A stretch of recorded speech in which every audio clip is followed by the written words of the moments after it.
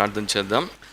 పరిశుద్ధుడు అయిన మా దేవా, మరొకసారి మేమందరము కలిసి మీ సన్నిధిలో బైబిల్ స్టడీలో పాల్గొనడానికి మీరు మాకు ఇచ్చినటువంటి ఆధిక్యత కొరకు మీకే కృతజ్ఞతలు. ఈ సమయంలో మీ వాక్యమును మాకు తెరవండి, మీ పరిశుద్ధాత్మ ద్వారా మాకు బోధించండి.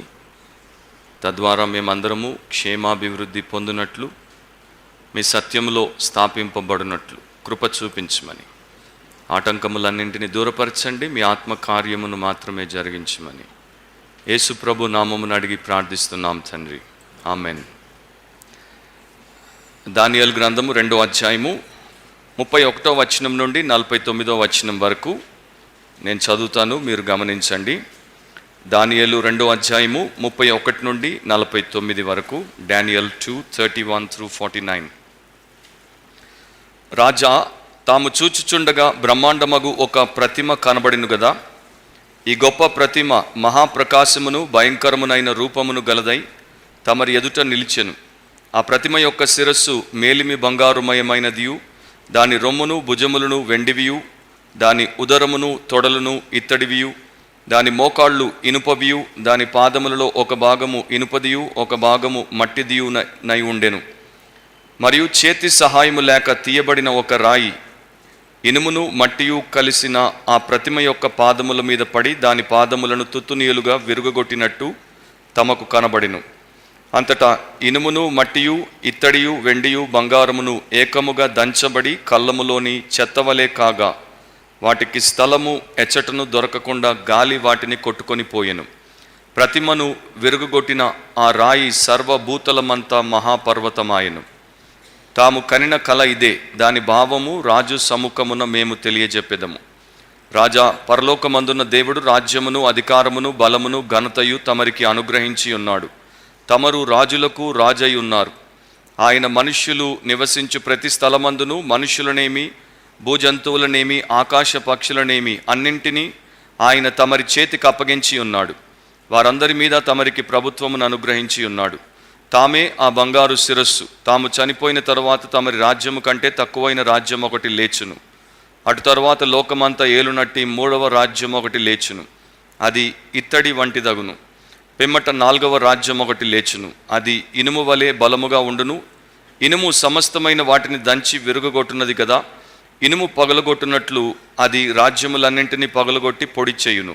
పాదములను వ్రేళ్లను కొంత మట్టునకు కుమ్మరి మట్టిదిగాను కొంత మట్టునకు ఇనుపదిగాను నున్నట్టు తమరికి కనబడిన గనుక ఆ రాజ్యములో భేదములుండును. అయితే ఇనుము బురదతో కలిసి ఉన్నట్టు కనబడిన గనుక ఆ రాజ్యములో అలాగున నుండును. ఆ రాజ్యము ఇనుము వంటి బలము గలదై ఉండును. పాదముల వ్రేళ్ళు కొంత మట్టునకు ఇనుపవిగాను కొంత మట్టునకు మట్టివిగాను ఉన్నట్లు ఆ రాజ్యము ఒక విషయంలో బలముగాను ఒక విషయంలో నీరసముగాను ఉండును. ఇనుమును బురదయు మిళితమై ఉండునట్టు తమరికి కనబడిను. అటువలే మనుష్య జాతులు మిళితములై ఇనుము మట్టితో అతుకనట్లు వారు ఒకరితో ఒకరు పొసగకయుందురు. ఆ రాజుల కాలములో పరలోకమందున్న దేవుడు ఒక రాజ్యము స్థాపించును. దానికెన్నటికి నాశనము కలుగదు. ఆ రాజ్యము దాని పొందిన వారికి గాక మరికెవరికి చెందదు. అది ముందు చెప్పిన రాజ్యములన్నింటినీ పగలగొట్టి నిర్మూలము చేయును గాని అది యుగముల వరకు నిలుచును.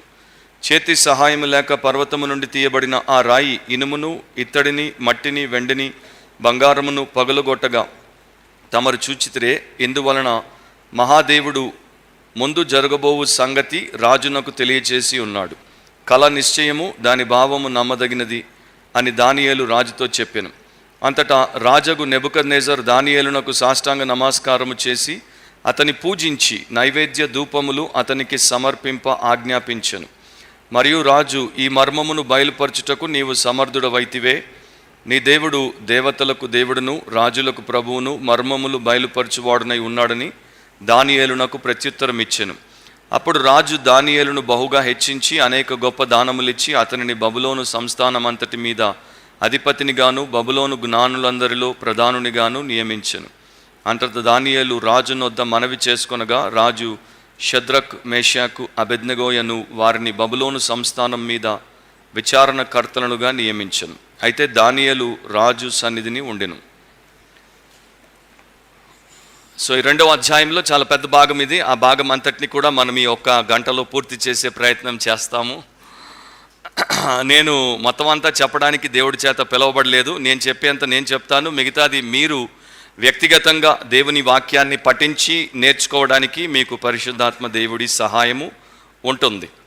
సో ఈ అంశం ఏంటంటే ద మిస్టీరియస్ డ్రీమ్ రివీల్డ్, మర్మ గర్భితమైనటువంటి కళ బయలుపరచబడుట.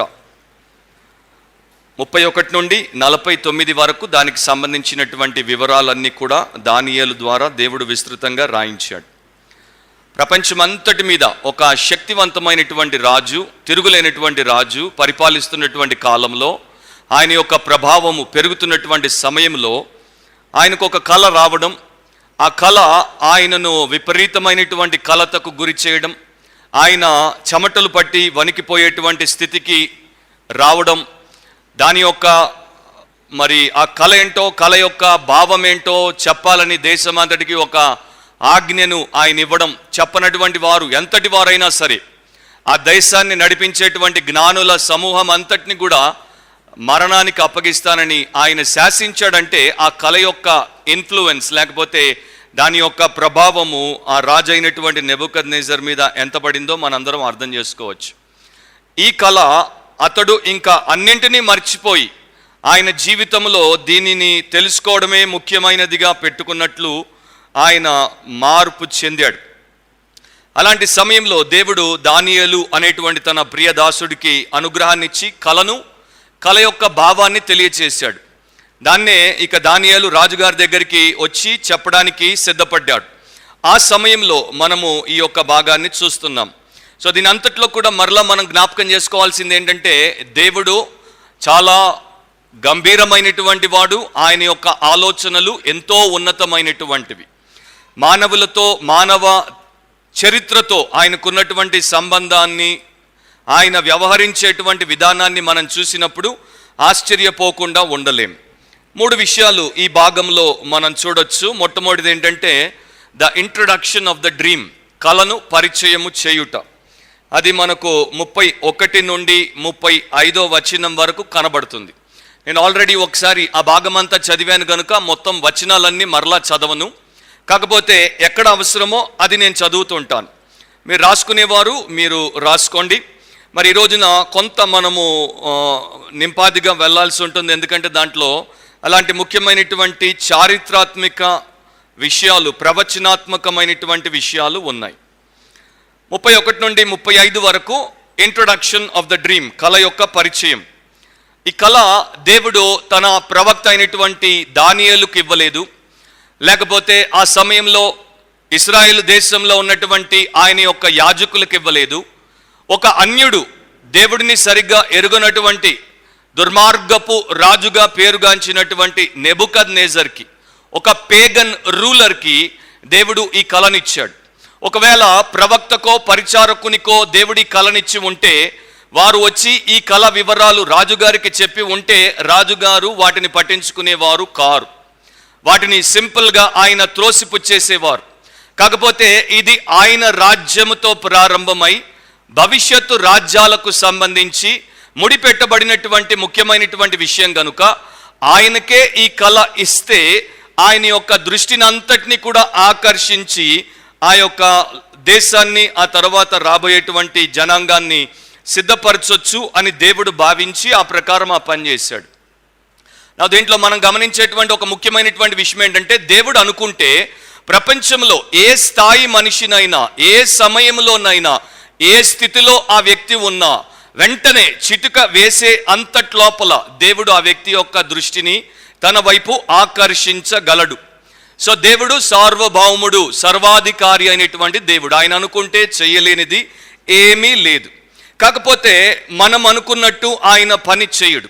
మనకున్నటువంటి ఆలోచన, ఆయనకున్నటువంటి ఆలోచన రెండు కూడా చాలా మరి వ్యత్యాసంతో కూడుకున్నటువంటివి. ఆయనకు మరి ఆయన ఏం చేస్తున్నాడో బాగా తెలుసు కనుక దానికి అనుగుణంగా పనిచేస్తాడు. మనకు చాలా సందర్భాల్లో మనము ఏం చేస్తున్నామో అండ్ మనం ఏం చేయాలో తెలియదు కనుక మన ఆలోచనలు సరిగ్గా ఉండవు. అందుకనే మనం అనుకున్నట్టు దేవుడు పని చేయడు. సో ఈ యొక్క కళను బట్టి మనం ఆలోచిస్తే, లాస్ట్ లెసన్లో నేను మీకు 2 సార్లు ఆ కళ ఎందుకు వచ్చిందో దాని గురించి ఆ కారణాన్ని చెప్పాను. నెబుకద్నెజరు బబులోనుకు రాజుగా మారిన కొన్ని సంవత్సరాలు గడిచిన తరువాత ఆయన యొక్క రాజ్యము పెరుగుతోంది, ఆయన యొక్క పేరు ప్రతిష్టలు ప్రపంచమంతా వ్యాపిస్తున్నాయి. అలాంటప్పుడు ఏ ఆలోచించేటువంటి వ్యక్తికైనా భవిష్యత్ ఎట్లా ఉంటుంది, నేను ఈ స్థితిలో ఎంతకాలము ఇలా ఉంటాను. రాజుగా ఉండేటువంటి వానికి ఎంతో మంది ప్రత్యర్థులు ఉంటారు, స్వంత వారు అండ్ బయటి వారు. ఎక్కడి నుండి ఏ రకమైనటువంటి దాడి జరుగుతుందో ఎవరికి తెలియదు. అందుకనే మామూలుగా ఒక నానుడి ఉంది, రాజులు రాత్రి పడుకుంటే నిద్ర పట్టదు అని. మనకు అది బైబిల్లో కూడా చూస్తాం. ఒక సందర్భంలో ఒక రాజుకి రాత్రి నిద్ర పట్టలేదు, అందుకని ఆయన ఒక గ్రంథాన్ని తెరిపించి చదివించుకున్నాడు. దానికి ఇంకో కారణం కూడా ఉంది. పెద్ద వారికి నిద్ర పట్టదు, ఎందుకంటే వారి మీద ఉండేటువంటి బరువులు బాధ్యతలు అలాంటివి. నెబుకద్నెజర్ కూడా భవిష్యత్తు గురించి ఆలోచిస్తూ మనోచింత గలవాడై ఉన్నప్పుడు దేవుడు ఆయనకు ఈ కళను బయలుపరిచాడు. సో తర్వాత ఏం జరుగుతుందో అనేటువంటి ఆలోచనతో ఉన్నాడు గనుక అలాంటి సమయంలో ఏం జరుగుతుందో దేవుడు ఆయనకి చూపించాడు. ఒక మేధావి గుంపు, అంటే ఒక ఇంటలెక్చువల్ గ్రూప్ వారు ఏమంటారంటే, మామూలుగా మనుషులకు కలలు రావడానికి ఉన్నటువంటి ఒక బలమైనటువంటి కారణం ఏంటంటే, చాలా సందర్భాల్లో మనుషులు అవాస్తవికమైన అన్రియలిస్టిక్ అంటారు, అవాస్తవికమైనటువంటి ఆలోచనలతో ఉండి, లేక వారి గురించి వారికి ఎక్కువ అభిప్రాయమును కలిగి ఉండి, వారు కొన్ని ప్రణాళికలు వేసుకున్నప్పుడు వారి సామర్థ్యానికి మించినవిగా అవి ఉన్నప్పుడు వారికి కలలు రావడం జరుగుతుంది. సో వారికి కలలు వచ్చినప్పుడు రెండు రకాలుగా ఆ కళ వస్తుంది. ఒకటి, వారు ఎగురుతున్నట్టు రావచ్చు, so they will be flying in the dream, వారు ఎగురుతున్నట్టు రావచ్చు. రెండవది, వారు పడిపోతున్నట్టు రావచ్చు, either they will be falling. So చాలాసార్లు మనకి అలా మాటలు చెప్తుంటారు కొంతమంది, నేను పై నుండి పడిపోతున్నాను, కొండ మీద నుండి పడిపోతున్నాను, బిల్డింగ్ మీద నుండి పడిపోతున్నాను. సో ఈ యొక్క ఇంటలెక్చువల్ గ్రూప్ ఏమని చెప్పిందంటే, వారి యొక్క పర్సనాలిటీలో ఉన్నటువంటి డెఫిషియన్సీ, వారి యొక్క వ్యక్తిత్వంలో ఉన్నటువంటి లోపము ఈ రకముగా కలలో వారిని హెచ్చరిస్తోంది. అట్ ద సేమ్ టైం వారు ప్రస్తుతము చేస్తున్నటువంటి విషయంలో వారు జాగరూకులై ఉండాలని వారిని అప్రమత్తపరుస్తోంది. సో ఈ రకంగా వారు చాలా రకాలైనటువంటి డ్రీమ్స్ని అనలైజ్ చేసిన తర్వాత ఒక రిపోర్ట్ని తయారు చేశారు. ఈయన కూడా భవిష్యత్తు గురించి చింతగలవాడిగా ఉన్నాడు, భయపడుతున్నాడు. అలాంటి సందర్భంలో భవిష్యత్తుకు సంబంధించినటువంటి కళ ఆయనకు వచ్చింది. బైబిల్ని రాసినటువంటి దేవుని యొక్క సేవకులు, బైబిల్ రచయితలు, వారు దేవుడి వైపు, దేవుడి యొక్క విషయాల వైపు ఎలా చూసేవారంటే, వారందరికీ ఒక విషయం బాగా తెలుసు.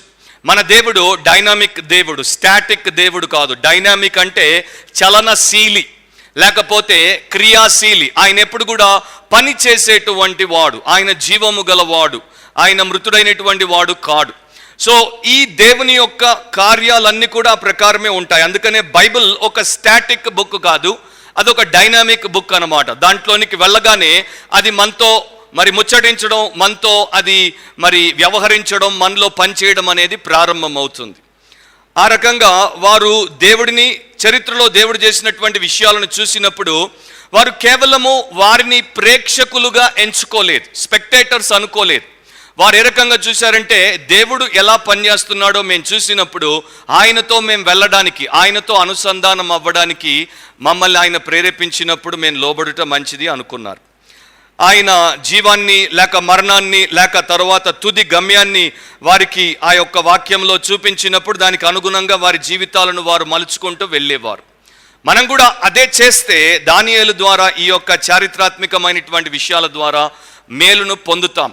ఆయనకు లోబడినటువంటి వారి పట్ల ఆయన వ్యవహారం ఎలా ఉంటుంది, లోబడినటువంటి వారి పట్ల ఆయన వ్యవహారం ఎలా ఉంటుంది, ఆయన మీద విశ్వాసం ఉంచినటువంటి వారు, ఆయన వాక్యానికి విధేయత చూపినటువంటి వారు, ఆయన యొక్క సంబంధులుగా ఆయన సహవాసంలో ఉన్నప్పుడు ఎలాంటి స్వాతంత్రాన్ని అనుభవిస్తారు, అలా చేయనటువంటి వారు ఏ రకంగా నశించిపోతారు అనేవి ఈ యొక్క గ్రంథకర్తల రాతల్లో మనకు కనబడతాయి. యెషయా చదవండి, ఇర్మియా చదవండి, హెచ్కేల్ చదవండి, దానియేలు చదవండి, దాంట్లో ఈ విషయాలు మనం చూడొచ్చు. సో నెబుకద్నెజర్కి భవిష్యత్తుకు సంబంధించినటువంటి ప్రవచనాత్మకమైనటువంటి ప్రత్యక్షము కలలో వచ్చింది. దాన్నే దానియేలు చెప్తున్నాడు. సో ఇక్కడ రెండు విషయాలు ఉంటాయి. అదేంటంటే, మొట్టమొదటిది the description of the statue, ఆ ప్రతిమను ఆయన వివరించాడు. ఆ ప్రతిమ ఏ రకంగా ఉందో మనం ఒకసారి చూసి ముందుకెళ్ళిపోదాం. దాని గురించి మరి అది ఆయనకు ఎలా కనబడిందో 31వ వచనంలో మనకు దానియేలు చెప్తాడు. రాజా తాము చూచుచుండగా ఆ బ్రహ్మాండమగు ఒక ప్రతిమ కనబడిను కదా. సో ఫస్ట్ ఆఫ్ ఆల్ ఈ ప్రతిమ బ్రహ్మాండమైనటువంటిది. ఇంగ్లీష్లో దాన్ని కొలాసల్ అంటారు. కొలాసల్ అంటే చాలా విస్తారమైనటువంటి సైజు కలిగినటువంటిది, ఇనార్మస్ సైజ్ అంటారు చూడండి. పట్టజాలనంత ఎత్తు, మరి అంత వైశాల్యత కలిగినటువంటిది. కొలాసల్ అంటే బ్రహ్మాండం అంటే ఇక మొత్తం ఉన్నదంతా కూడా పట్టజాలనంత అని మనం చెప్పొచ్చు. సో చాలా పెద్దది, అందుకనే రాజు భయపడి ఉండొచ్చు. రెండవది, దాంట్లో గొప్ప ప్రతిమ అని కూడా ఆయన అన్నాడు. సో ఇది చాలా పెద్ద ప్రతిమగా, మహాప్రకాశము, విస్తారమైనటువంటి వెలుగుతో తేజస్సుతో ప్రకాశించేటువంటిదిగా, అంతేకాకుండా భయంకరమైనటువంటి రూపము గలదిగా రాజుకి కనబడింది. అండ్ ఆ రకంగా కనబడగానే దాన్ని బట్టి రాజుగారు ఉలిక్కిపడ్డారు. అండ్ దాని తర్వాత దానికి ఉన్నటువంటి భాగములను గురించి ఆయన వివరించాడు. మొదటిది, ఆ శిరస్సు మేలిమి బంగారుమయమైనదై, అంటే ప్యూర్ గోల్డ్తో హెడ్ తయారు చేయబడి ఉంది. ఆ తర్వాత మీరు చూస్తే రొమ్ము, పాదములు అవి వెండితో తయారు చేయబడి ఉన్నాయి. తర్వాత ఉదరము అంటే కడుపు, తొడలు, 2 తొడలు కూడా ఇత్తడితో తయారు చేయబడి ఉన్నాయి. మోకాళ్ళు ఇనుముతో తయారు చేయబడ్డాయి. పాదముల్లో ఒక భాగమేమో ఇనుము, ఒక భాగమేమో మట్టిది, ఆ రకంగా తయారు చేయబడి ఉంది. సో ఇది ఆ యొక్క స్టాచ్యూ యొక్క డిస్క్రిప్షన్. ఒకే ప్రతిమ, కానీ దానిలో వేరు వేరు లోహములు మనకు కనబడుతున్నాయి. Different types of metals can be seen in that one statue. నా పైనుండి మీరు కిందికి వచ్చినప్పుడు ఇంకొక విషయాన్ని కూడా గమనించవచ్చు. మొదట బంగారముతో మొదలవుతోంది, కిందికి వచ్చేసరికి కాళ్ళ దగ్గరికి వచ్చేసరికి ఇనుము అనేది కనబడుతుంది. సో ఇక్కడ మనం చూసేది ఏంటంటే, ఇక్కడ బలము అనేది ఇక్కడ నుండి ఇటు పెరుగుతూ వచ్చింది. ఇది సాఫ్ట్గా ఉంటుంది. బంగారాన్ని మనము ఏ రకంగానైనా మలుచుకోవచ్చు. తర్వాత వెండి, తర్వాత ఇత్తడి, తర్వాత ఇనుము. సో ఈ రకంగా చూస్తే బలమైనదిగా కనబడుతుంది. కానీ విలువలో చూస్తే ఇటు నుండి ఇటు కిందికి వచ్చేసరికి బలహీనమైనదిగా కనబడుతుంది. సో ఇటు బలాన్ని పెంచుకుపోతున్నట్టు కనబడినా దాని యొక్క అసలు తత్వములో, దాని యొక్క నైజంలో అది విలువ లేనటువంటిదిగా కనబడుతుంది. దానియేలు 1వ అధ్యాయంలో నైతిక విలువలను మనం చూస్తాం. 2వ అధ్యాయంలో సామాజిక విలువలను మనం చూస్తాం. వ్యక్తిగత సామాజిక విలువలు దేవుడికి చాలా ముఖ్యమైనవి అనేది దేవుడు మనకు చూపిస్తాడు.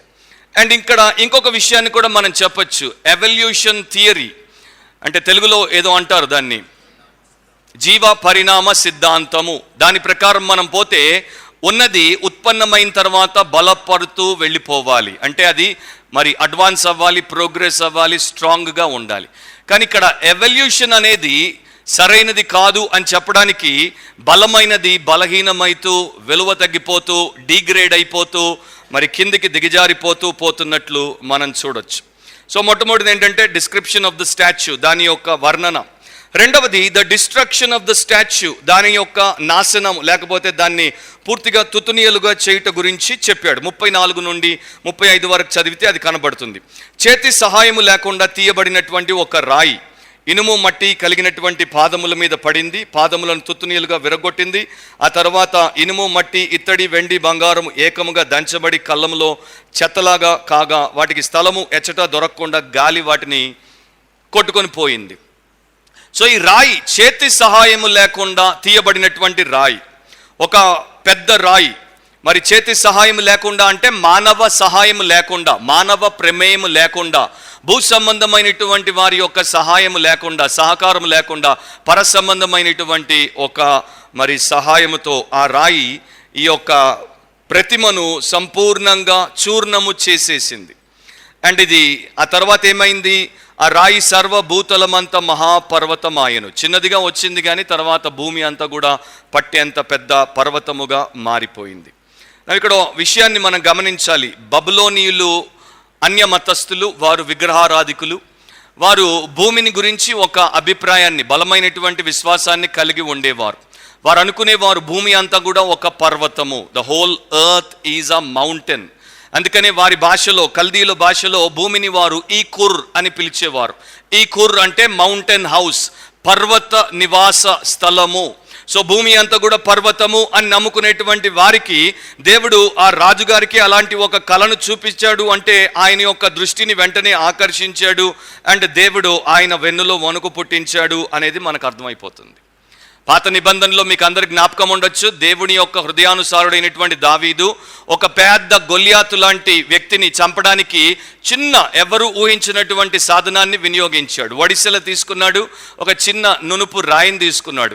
ఆ రాయిని మరి ఆయన ఒడిసెలలో పెట్టి విసిరినప్పుడు అది దేవుని యొక్క ఆత్మ వినియోగించి గొల్యాతు యొక్క నుదుట కొట్టబడుట ద్వారా ఒకే ఒక దెబ్బకు అతడు చచ్చిపోయాడు. ఎవరు కూడా ఆ రకంగా గొలియాతును పడగొట్టొచ్చు అని ఊహించి ఉండకపోవచ్చు. అదే ప్రకారము ప్రపంచ రాజ్యములన్నింటినీ కూడా దేవుడు ఏ రకంగా సర్వనాశనానికి అప్పగిస్తాడో ఎవరు ఊహించి ఉండకపోవచ్చు. కాకపోతే దేవుడు ఆ రకంగా ఆ చేతి సహాయము లేకుండా తీయబడినటువంటి రాయిని వినియోగించి వాటిని నాశనం చేస్తాడు అని మనకు కళలో చూపించాడు. సో ఫస్ట్ కళ, తర్వాత కళ యొక్క భావాన్ని మనము చూడబోతున్నాం. బైబిల్ని మీరు జాగ్రత్తగా చదివినప్పుడు దేవుడు ఏం చెప్తాడో అది తప్పకుండా చేస్తాడు. ఎక్కడ కూడా ఆయన చెప్పి చెయ్యకుండా ఉన్నట్లు ఒక్క విషయం కూడా మనకు కనపడదు.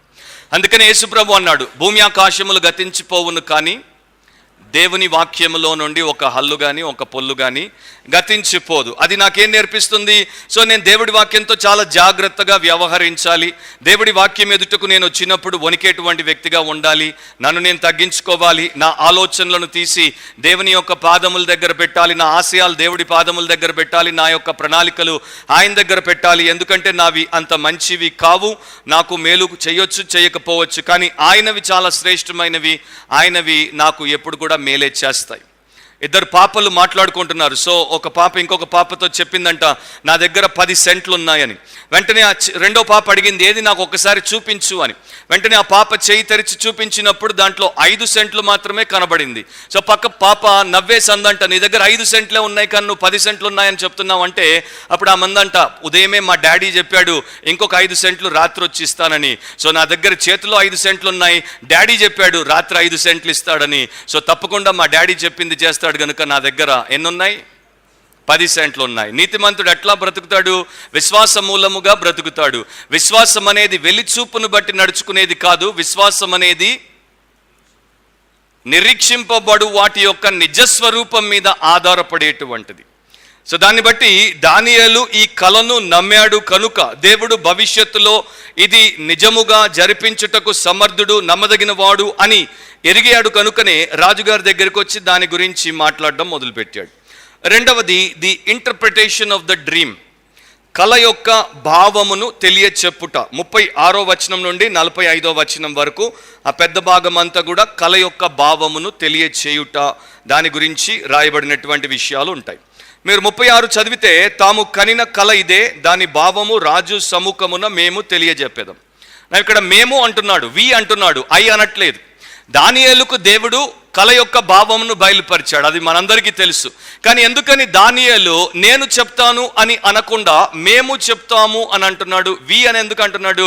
2 కారణాలు ఉంటాయి. ఒకటి, ఆయనతో పాటు ఇంకొక 3 ప్రయాసపడ్డారు, ప్రార్థన చేశారు, షద్రకు, మేషకు, అబేద్నెగో. సో ఇది సమిష్టి సహాయము, లేకపోతే కార్పొరేట్గా మేమందరం కలిసి చేస్తే దేవుడు మా మొర విని మాకు ఆయన యొక్క కళ భావాన్ని తెలియజేశాడు అని చెప్పుకోవడం. రెండవది, ఇది నేను సేవకునిగా, ఆయన సార్వభౌమునిగా దేవుడు నాకు అనుగ్రహాన్ని ఇచ్చి బయలుపరిచాడు కనుక నేను మీ ముందు నిలబడి చెప్పడానికి వచ్చాను. సో ఇది me and my God together doing this అని కూడా మనం దాన్ని తీసుకోవచ్చు. సో డానియల్ ఎంత మంచివాడు అంటే, ఎంత భక్తిపరుడు అంటే, ఎంత మరి చక్కని యథార్థమైనటువంటి గుణ లక్షణం కలిగినటువంటి వాడంటే, ఎక్కడ కూడా క్రెడిట్ తాను తీసుకోవడానికి ప్రయత్నం చేయడు, ఎక్కడ కూడా తన్ను పెంచుకోవడానికి ప్రయత్నం చేయడు, ఎక్కడ కూడా తాను అందరి కళ్ళలో పడాలి అనేటువంటి ఆలోచనను ఆయన మనకు చూపించడు. సో దాన్ని బట్టి దానియేలును మనము ఎంతగానో హర్షించవచ్చు అండ్ ఆయనను మనకు ఈ విషయాల్లో ఆదర్శంగా తీసుకోవచ్చు. 37వ వచనంలో అంటున్నాడు, రాజా, పరలోకమందున దేవుడు రాజ్యమును, అధికారమును, బలమును, ఘనతయు తమరికి అనుగ్రహించి ఉన్నాడు. సో నెబుకద్నెజర్ గారికి ఈ యొక్క ఆధిక్యతను ఎవరిచ్చారు? ఈ ఆధిపత్యాన్ని ఎవరిచ్చారు? ఈ గొప్ప అధికారాన్ని ఎవరిచ్చారు? అందరికి పైన ఆయనను సర్వాధికారిగా ఎవరు నియమించారు అంటే దేవుడు నియమించాడు. మీరు ఇంకొక చోట చదివితే, అది బహుశా ఇర్మియాలోనో ఎహెచ్కేల్లోనో నాకు గుర్తు రావట్లేదు, అక్కడ దేవుడు అంటాడు, ఆర్ ఏషియాలో ఉండొచ్చు, దేవుడు అంటాడు, నేను బబులోను రాజును బలపరిచాను గనుక ఐగుప్తు రాజు ఓడిపోతాడు అని. సో దాన్ని బట్టి నెబుకద్నెజరు ఫరో నెకోను ఓడించడానికి దేవుడు ఆయనకు సహాయము చేశాడు. ఆ సీట్లోనికి రావడానికి దేవుడు ఆయనకు సహాయము చేశాడు. మీరు తర్వాత రోమీలకు రాసిన పత్రిక 13వ అధ్యాయం ప్రారంభం చదువుకోండి. దేవుడి యొక్క అనుమతి లేకుండా ఎవడు అధికారంలోనికి రాడు. దేవుని యొక్క అనుగ్రహం లేకుండా ప్రపంచంలో అధికారం అనేది ఏది ఉండదు. సో దానియేలు దాని గురించే నెబుకద్నెజరుతో చెప్తున్నాడు, ఈ రోజున మీరు ఈ స్థితిలో ఉన్నారు అంటే అది పరలోకమందున్నటువంటి దేవుని వలననే మీకు అనుగ్రహించబడింది. మనం కూడా మన జీవితాల్లో మనము ఏమి అనుభవించినా, అది ఎంత గొప్ప మేలైనా, ఎంత చిన్న విషయమైనా సరే, దాన్ని అక్నాలెడ్జ్ చేయడం మంచిది. సో డానియేల్ ఇక్కడ ఏం చేస్తున్నాడంటే, దేవుడి యొక్క గొప్పతనాన్ని అక్నాలెడ్జ్ చేశాడు. మొట్టమొదట ఆయన చేసింది అది 36-37 వచనాల్లో.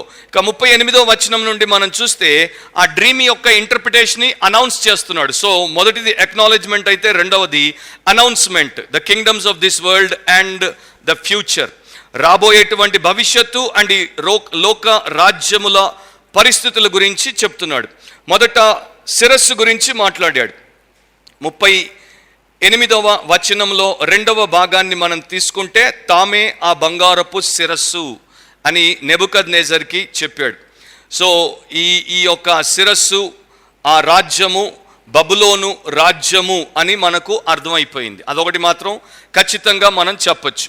బబులోను ఆ కాలంలో మరి చాలా అగ్రగామి దేశముగా, సూపర్ పవర్ నేషన్గా ఉండింది. క్రీస్తు పూర్వము 612వ సంవత్సరంలో పాలన ప్రారంభించి, క్రీస్తు పూర్వము 539వ సంవత్సరం వరకు బబులోను సామ్రాజ్యం అనేది మరి ప్రపంచంలో తిరుగులేనటువంటి సామ్రాజ్యముగా ఉండింది. చాలా ముఖ్యం, ఎందుకంటే హిస్టరీ, గతము ఎలా ఉండిందో మనకు తెలిస్తే ప్రస్తుతంలో భవిష్యత్తులో దేవుడు ఏ రకంగా పనిచేస్తాడో మనకు అర్థమవుతుంది.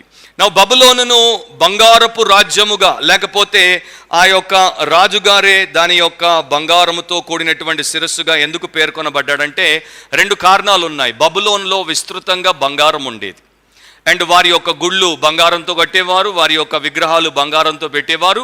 నిజానికి చరిత్ర మనకేం చెప్తుందంటే, బబులోనియుల యొక్క ప్రధానమైనటువంటి దేవుడు మర్దూక్ అనేటువంటి ఆయన, మరి ఆయనకు ఒక నిక్నేమ్ ఉంది, గాడ్ ఆఫ్ గోల్డ్, లేకపోతే గోల్డ్ గాడ్.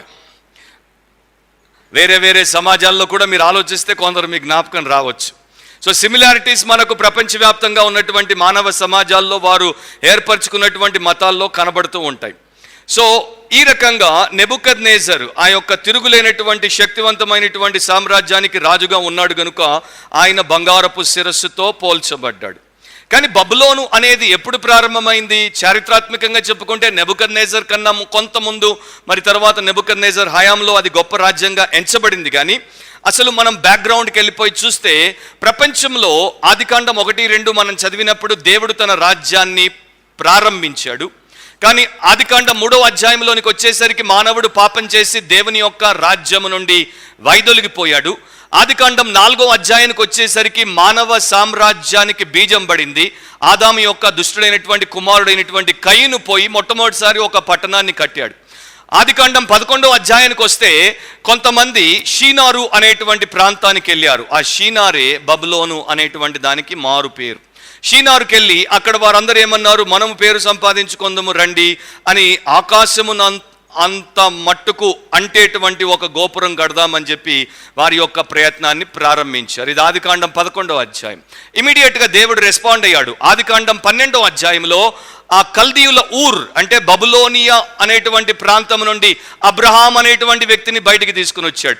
అంటే ఇటు మానవ సామ్రాజ్యం అనేది బయలుదేరగానే దేవుడు తన సామ్రాజ్యాన్ని తిరిగి నిర్మించడానికి ఆయన యొక్క ప్రణాళికను అమలు చేశాడు. 11th చాప్టర్లో వారు పైకి పేటరేగిపోయారు. 12th చాప్టర్లో దేవుడు అబ్రహామును బయటికి పిలిచేశాడు ఆ బబులోన్లో నుండి. ఆ తర్వాత అబ్రహాం ద్వారా దేవుడు ఇశ్రాయేలు దేశానికి బీజం వేశాడు. ఆ దేశాన్ని ఆయన వాగ్దాన భూమికి తీసుకెళ్లాడు. వారికి కావలసినవన్నీ ఇచ్చాడు. పరిశుద్ధ జనాంగంగా మార్చాడు. కానీ ఇశ్రాయేలీలకు బుద్ధి తక్కువ. ఇశ్రాయేలీయులకు అవిశ్వాసం ఎక్కువ, అవిధేయత ఎక్కువ. కనుక ఏం చేశాడు? వారిని మరలా చెరలోనికి, బబులోనుకు అప్పగించాడు. హిస్టరీ చదివినప్పుడు, బైబిల్ హిస్టరీ చదివినప్పుడు మనము ఆశ్చర్యపోకుండా ఉండలేం. మీ సంగతి నాకు తెలియదు, కానీ దేవుడి మీద నాకు అంత విశ్వాసము అండ్ ఆయన అంటే భయము కారణం ఏంటంటే, నేను ఒక చరిత్ర విద్యార్థిని అండ్ బైబిల్ చరిత్రను చూసినప్పుడు ఆ రెండింటిని లింక్ చేసినప్పుడు మరి అద్భుతంగా ఎంత యాక్యురేట్గా దేవుడి యొక్క కార్యాలు ఉన్నాయి అనేది అర్థమవుతుందంటే, దాన్ని బట్టి ఇంకా ఎంత ఎక్కువగా దేవుడికి మనం లొంగాలి అనేటువంటి ఆలోచనతో నిండిపోతాం. సో ఇశ్రాయేలీయులను చెరపట్టబడి బబులోనీయుల చేత అణచడానికి దేవుడు అవకాశాలు ఇచ్చేవాడు. అందుకనే ఇప్పుడు దానియేలుతో వచ్చినటువంటి బృందం అంతా కూడా బబులోన్లో 70 సంవత్సరాల చెరలో ఉన్నారు. ఆ సమయంలో ఈ రకంగా జరిగింది. బాబిలోన్ అనేది నెబుకద్నెజర్ టైంలో చాలా విస్తృతమైనటువంటి ప్రాచుర్యాన్ని సంపాదించింది.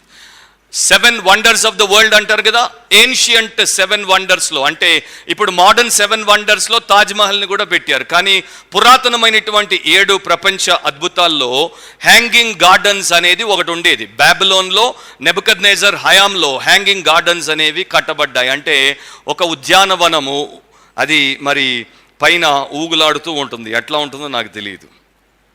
సో దానికి అలా ప్రపంచ ప్రాచుర్యం వచ్చింది. సో ఫస్ట్ ఏంటంటే శిరస్సు నెబుకద్నెజరు అండ్ బబులోను సామ్రాజ్యం. తర్వాత మీరు చూస్తే రొమ్ము అండ్ భుజములు, ఇది వెండితో పోల్చబడింది.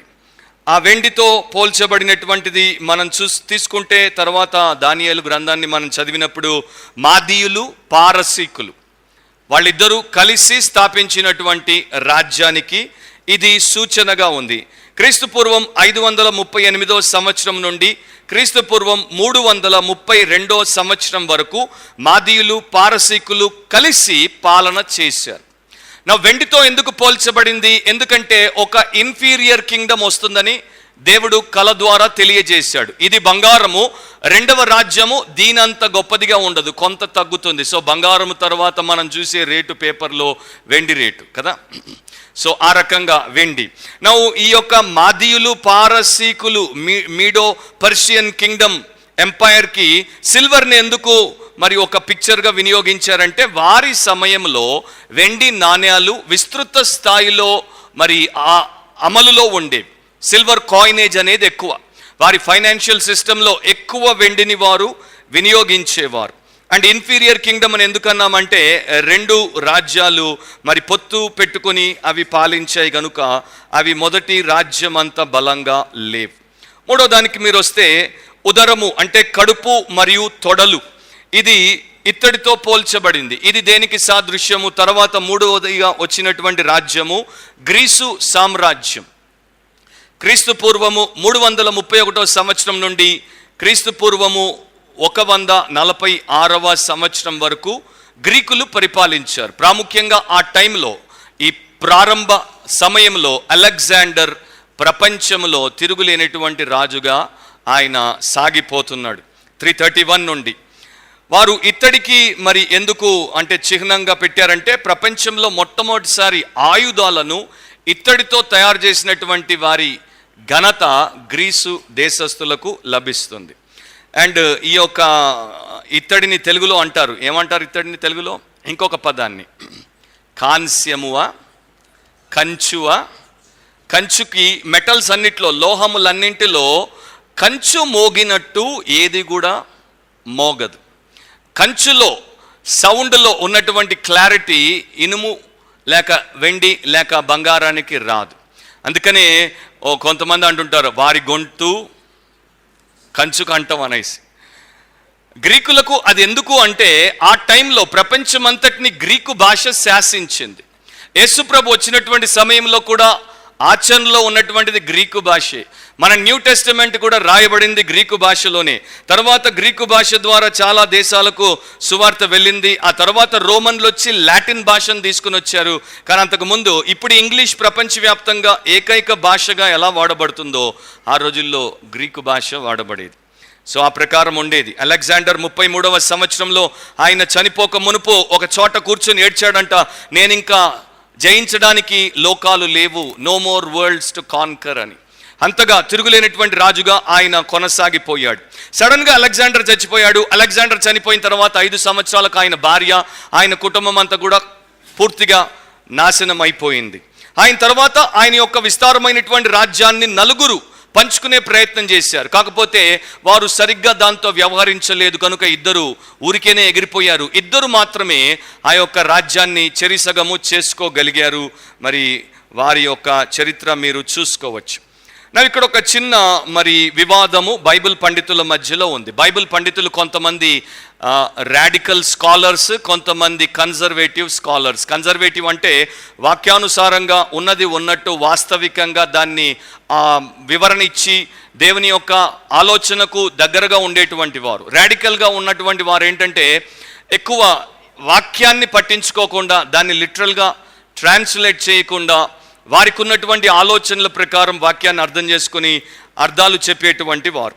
సో వారేమంటారంటే ఈ 4వ రాజ్యం రోమా సామ్రాజ్యం కాదు, ఇనుముతో కూడినటువంటి రాజ్యాన్ని కన్జర్వేటివ్ స్కాలర్స్ అందరూ రోమ్ అని అంటారు, కానీ వీరు మాత్రం రోమ్ కాదు అని అంటారు. అందుకనే ఇక్కడ 3వ దాని తర్వాత ఈ పాయింట్ నేను చెప్తున్నాను. వీరేమంటారంటే మొదటిది బబులోను, రెండవది మాదీలు, మూడవది పారసీకులు, 4వది గ్రీకులు.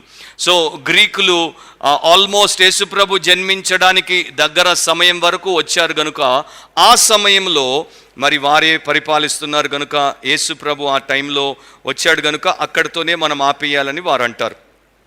అలా వారు అనడానికి ఒక బలమైనటువంటి కారణం ఉంది. వారు ఏమంటారు, దానియేలు 6వ శతాబ్దంలో, క్రీస్తు పూర్వం 6వ శతాబ్దంలో ఈ గ్రంథాన్ని రాయలేదు. ఈ గ్రంథము మరెవరో దానియేలు పేరట క్రీస్తు పూర్వం 2వ శతాబ్దంలో రాశారు అన్నది వారి యొక్క మెయిన్ పాయింట్. ఆ పాయింట్కి సమర్థించుకోవడానికి ఈ యొక్క 4 రాజ్యాల వివరణ వారిస్తారు. ఎందుకంటే దాని తర్వాతే రోమ్ అనేది మనకు కనబడుతుంది. సో వారు అక్కడ రోమ్ని కనపడకుండా ఆపే ప్రయత్నం చేస్తారు. సో మనము రాడికల్ ఆథర్స్ ప్రకారం పోము. బైబిల్లో ఉన్నటువంటి 80% of the people conservative scholars కనుక వారి ప్రకారమే మనం వెళ్తున్నాం కనుక 4వ దాన్ని మనం చూద్దాం. పిమ్మట 4వ రాజ్యం ఒకటి వస్తుంది. కాకపోతే వీరు ఈ గ్రీసు దేశమే చాలా ముఖ్యమైనది, అక్కడ 3వది అని చెప్పబడినా కూడా ముఖ్యమైనదిగా ఎంచడానికి ఒక కారణం ఏంటంటే లోకమంతా ఏలునట్టి అని దానియేలు చెప్పాడు. సో దాన్ని కూడా వారు ఒక పాయింట్గా పెట్టుకున్నారు. 4వది పాదములు. ఆ 4వ రాజ్యం ఇనుము వలె బలముగా ఉండును. ఇనుము సమస్తమైన వాటిని దంచి విరగొట్టున్నది కదా, ఇనుము పగలగొట్టునట్లు అది రాజ్యములన్నింటినీ పగలగొట్టి పొడి చేయును. కాకపోతే దాంట్లో పాదములు, వ్రేళ్ళు కొంత మట్టుకు కుమ్మరి మట్టిదిగాను, కొంత మట్టుకు ఇనుపదిగాను ఉన్నట్టు తమరికి కనబడును. మళ్ళా ఇక్కడ స్కాలర్స్ మధ్యలో విభేదాలు ఉన్నాయి. 4 అని కొంతమంది అంటారు, లేదు 5వ రాజ్యం గురించి కూడా అక్కడ మనకు సూచనలు ఇవ్వబడ్డాయి, క్లూస్ ఇవ్వబడ్డాయని మిగతా వారు అంటారు. ఫస్ట్ రోమ్ గురించి మనం చూద్దాం. ఇనుము రోముకు సాదృశ్యం. క్రీస్తు పూర్వం 146వ సంవత్సరం నుండి క్రీస్తు శకం 476వ సంవత్సరం వరకు రోమన్లు పరిపాలించారు. యాక్చువల్గా 500 వరకు కూడా వెళ్ళిపోయారు, కానీ 476లో వారి కింగ్డమ్ కొలాప్స్ అవ్వడం ప్రారంభమైంది. సో అక్కడ దాకా హిస్టోరియన్స్ తీసుకుంటారు. వారిని ఇనుముతో ఎందుకు పోల్చారు? ఎందుకంటే వారిది ఉక్కు పాదం అన్నమాట. ఏం పాదం? ఉక్కు పాదం. వారికి ఎవరైనా అడ్డం వస్తే తొక్కేసేవారు. సో ఐరన్ హీల్ అనేవారు ఈ రోమన్లను. కాకపోతే రోమన్ సామ్రాజ్యంలో ఒకవైపున బలం ఉండేది, ఒకవైపున బలహీనత ఉండేది. ఒకవైపున వారికి డిక్టేటర్లు ఉండేవారు, ఇంకొక వైపున డెమోక్రసీ అనేది కూడా కనబడేది. ఈ రోజున మనకు ప్రపంచవ్యాప్తంగా ఉన్నటువంటి కాన్స్టిట్యూషన్స్లో రోమ్ యొక్క ప్రభావం మనకు కనబడడానికి కారణం అదే.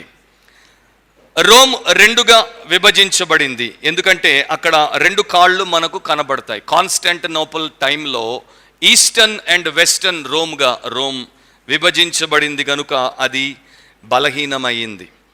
ఇక ఆ వ్రేళ్ల సంగతి, పాదములు వ్రేళ్ల సంగతి కూడా మనం ఒకసారి చూస్తే అక్కడ ఇంకొక 2 పదార్థాల కలయిక మనకు కనబడుతుంది. కొంత మట్టుకేమో ఇనుము, కొంత మట్టుకేమో కుమ్మరి మట్టి. కుమ్మరి మట్టి అంటే ఫైర్డ్ క్లే, అంటే కాల్చినటువంటి మట్టి. కుమ్మరులు ఏం చేస్తారు? మట్టిని తీసుకొని కాలుస్తారు. సో ఆ ప్రకారం అన్నమాట. దానికి ఆ కొంత గట్టితనం రావడానికి దాన్ని కాలుస్తారు. సో ఈ యొక్క రెండింటి కలయిక ఆ రాజ్యంలో మనకు కనపడుతోంది. ఇంగ్లీష్లో ఒక ఫ్రేజ్ ఫీట్ ఆఫ్ క్లే అని అంటారు, అంటే మట్టి పాదాలు అని అంటారు. అది ఇక్కడ నుండే వచ్చింది, ఫీట్ ఆఫ్ క్లే. అంటే వారిచ్చిన మాట మీద నిలబడలేరు. ఎందుకు చెప్పండి? They have feet of clay. And చర్చెస్లో చాలామంది ఉన్నారు ఫీట్ ఆఫ్ క్లే పీపుల్. ఎందుకంటే చెప్పింది చెయ్యరు, చెప్పినటువంటి మాటను వారు నిలబెట్టుకోరు. ఎందుకంటే వారి యొక్క పాదాల్లో ఎప్పుడు క్రాకులు వస్తాయో అప్పుడు వారు కుప్పగూలిపోతూ ఉంటారు. ఇక్కడ ఒక విషయాన్ని మీరు చూసే ఉంటారు. ఇనుము బురద మిళితమై ఉండుట తమరికి కనబడెను, అటువలే మనుష్య జాతులు మిళితములై ఇనుము మట్టితో అతుకున్నట్లు వారు ఒకరితో ఒకరు పొసగకయుందురు. సో ఒక జాతి ఇంకొక జాతి, లేకపోతే ఒక సెక్ట్ ఇంకొక సెక్ట్, ఒక గ్రూపు ఇంకొక గ్రూపు, ఈ యొక్క మధ్యలో యూనిటీ అనేది ఉండకుండా ఎప్పుడు చూసినా వారి మధ్యలో విభేదాలు, వైషమ్యాలు ఉండడం మనం చూస్తూ ఉంటాం. ఆ రాజుల కాలములలో పరలోకమందున్న దేవుడు ఒక రాజ్యమును స్థాపించును.